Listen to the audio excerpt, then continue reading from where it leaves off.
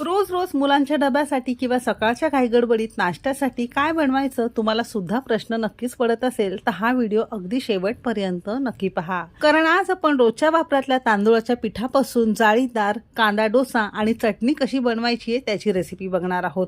Recipe नेहमीप्रमाणे भरपूर टिप्ससह तुमच्यासोबत मी शेअर केलेली आहे, म्हणून ती अगदी शेवटपर्यंत नक्की पहा.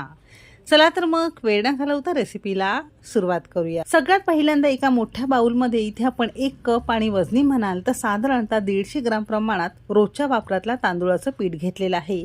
नॉर्मली भाकरी बनवतो अगदी तेच पीठ आहे. रेडीमेड किंवा घरामध्ये तयार केलेलं तुम्ही वापरू शकता. तुमच्याकडे जर तांदूळाचं पीठ नसेल तर सिंपली तांदूळ स्वच्छ कापडाने पुसून घ्या. मिक्सरला चांगलं बारीक करून 2 वेळा पिठाच्या चाळणीने तुम्हाला चाळून घ्यायचं आहे. ते सुद्धा तुम्हाला इथे पीठ वापरता येईल. डोसा मस्त कुरकुरीत होण्यासाठी, त्याला छान बाइंडिंग येण्यासाठी इथे आपण नॉर्मली घरातला नाश्त्याचा चमचा असतो ना